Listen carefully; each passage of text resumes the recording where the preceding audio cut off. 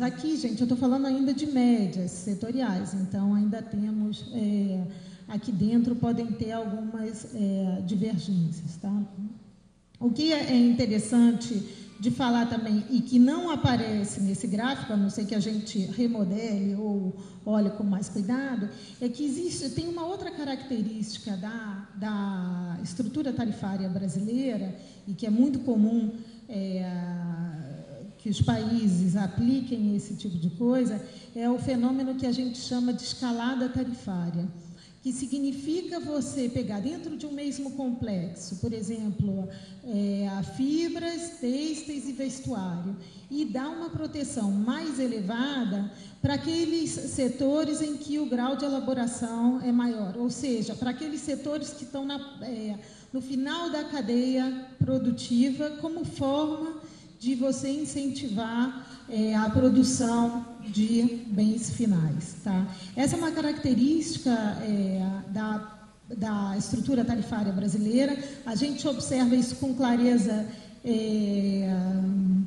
por exemplo, em material de transporte, onde peças e acessórios, autopeças, têm uma tarifa bem inferior aos bens finais, que são automóveis e caminhões, que são os últimos, antepenúltimo e penúltimo setores lá em termos de tarifas, tá? Bom, eu falei que a tarifa aduaneira é o principal instrumento da política de importação brasileira, mas ela não é aplicada integralmente a todos os produtos, nem a todas as regiões. Existem os diversos regimes especiais que têm objetivos diversos e que dão concessões, isenções diferentes a diferentes produtos. São exemplos desses regimes, são os mais importantes, esses 4 que eu coloquei. Então, o drawback, a Zona Franca de Manaus, o regime automotivo e o RECOF. Sendo que, se vocês pegarem os 3 primeiros, os objetivos e abrangências são bem diferentes. O drawback visa estimular, dar isenção para bens que sejam incorporados a produtos, no processo produtivo de produtos exportáveis, ou seja, uma forma de você incentivar as exportações. A Zona Franca de Manaus, os incentivos, as isenções tarifárias dadas na Zona Franca de Manaus têm um caráter completamente regional, de desenvolvimento regional. Tá? Não existem, ainda que possam se declarar objetivos e boas intenções de exportações, etc., hoje, 95% das vendas da Zona Franca de Manaus são para o mercado doméstico, tá? Ou para a região amazônica, mas 90% é para o restante do país. Então, por que se dão essas isenções? Para que você incentive a indústria da região com objetivos claramente de desenvolvimento regional. Questionáveis ou não, o que é importante aqui é que a gente frise que os objetivos são diferentes. O regime automotivo é claramente um regime setorial que visa desenvolver uma indústria que se acredita que tenha efeitos de encadeamento produtivo na economia importantes. Então, são 3 exemplos de regimes com objetivos diferentes, com importâncias diferentes, né? Ainda que sejam os 3 mais importantes. Aqui na tabela, no cantinho, são dados da Receita, que mostram o quanto da receita obtida o quanto das importações entram sob cada regime. Então, 76% das importações, sobre 76% das importações incidem as tarifas integrais, e, em seguida, vocês podem ver pelos tais regimes sendo o drawback desde sempre, desde o início dos anos 90, o mais importante. Bom, a gente tem essa dimensão, a gente tem a tarifa, que pode ter essas isenções associadas, por um lado, a esses regimes especiais com objetivos diferentes. Por outro lado, o Brasil tem acordos comerciais com determinados países para quem ele pode aplicar também algumas reduções tarifárias, né?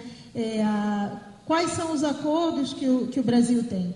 Os acordos efetivamente aplicados são aqueles existentes no âmbito da ALAD e do Mercosul. A ALAD é o grupo de países, de 11 países da América Latina, né, que está em azulzinho ali, que vai México e depois América do Sul. Cuba é tão Cuba deveria estar ali pintadinho também, que faz parte da ALAD.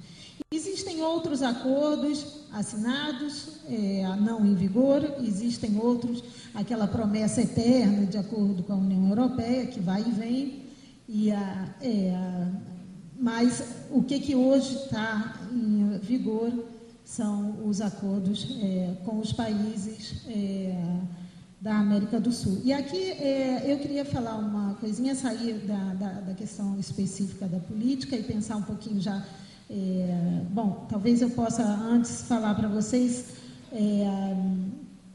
um pouquinho sobre o nível de tarifa que a gente aplica para os nossos vizinhos que fazem parte da ALAD, tá? Aqui, se a gente olhar a última coluna, é a percentagem de redução que a gente dá em cima da tarifa, tá? E, em geral, a gente... Bom, em amarelinho estão os países do Mercosul, para quem a gente dá isenção quase total, e para os demais países, esse percentual ele gira em torno de 50%, é um pouco menor para Peru, México e Chile. Tá? Esses países hoje, eles representam, se a gente pegar os países da América Latina como um todo, que é um pouco mais do que isso, porque tem Caribe, América Central e Caribe, representam cerca de 1/4 das exportações brasileiras. Tá? Os vizinhos da América Latina, eles se tornaram, ao longo dos anos 2000, um importante mercado para as exportações brasileiras. Tá? Sobretudo de manufaturados. O que a gente viu ao longo desses últimos anos foi uma valorização das relações comerciais com esses vizinhos. Tá? Então, é interessante que se valorize esse tipo de política, tá? Essa política de boa vizinhança, literalmente, tá? De fato, ela tem dado resultados positivos, a meu ver. Bom, uma terceira dimensão, ainda falando de política de importações, é a política de defesa comercial, né? Ou seja, que usa os instrumentos antidumping, salvaguardas e medidas compensatórias, né? Que também são conhecidas como antissubsídios.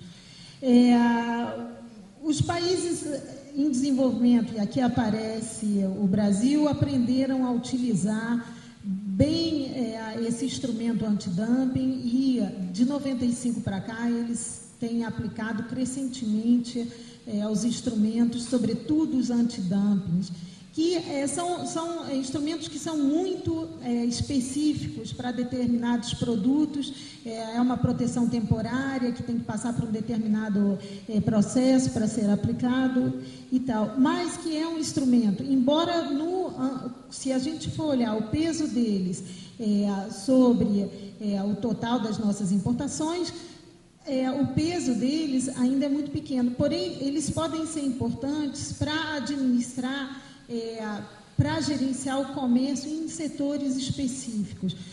A política de defesa comercial, se vocês olharem aqui, esse gráfico ele mostra o aumento das importações afetadas, das importações brasileiras afetadas por medidas antidumping, tá? A curva é inclinada, porém, se vocês olharem os percentuais aqui no eixo vertical, ainda são muito baixos.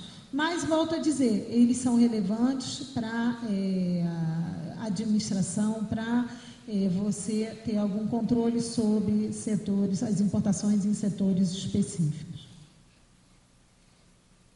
Em termos de setores e países, a gente não foge assim ao panorama mundial, e vale dizer que os 2 principais países que recebem mais medidas antidumping da parte do Brasil são a China, que é vencedor mundial, líder mundial no ranking de processos antidumping, e a nossa vizinha Argentina. Bom, proteção efetiva. Ora, o que a gente viu aqui é a proteção nominal. Aqui a gente viu que pode, para se avaliar exatamente como que o nível de proteção dado pela política de importações, a gente teria que considerar todos esses aspectos que eu descrevi. Mas tem uma outra, que eu vou dizer que é uma dimensão, que é a gente pensar não só, por exemplo, eu tenho esse telefone, tá? Que é fabricado no Brasil. Esse telefone ele tem uma parte importante de insumos que são importados, né? Ora, se eu tenho um telefone que tenha uma parte importante de insumos importados e outro que só utilize componentes nacionais, existe uma diferença entre a tarifa que o telefone com componentes importados faz face e o outro, dependendo de quê? Dependendo da tarifa que incide sobre esses tais componentes importados. Ou seja, a gente tenta avaliar quais são os incentivos que a política de importação, que a tarifa de importação dá para a produção nacional, através do cálculo disso que a gente chama de proteção efetiva, que tenta responder qual é o nível de proteção à produção nacional, considerando o nível de tarifa aplicado sobre os componentes e o peso desses componentes na produção do bem final. Tá?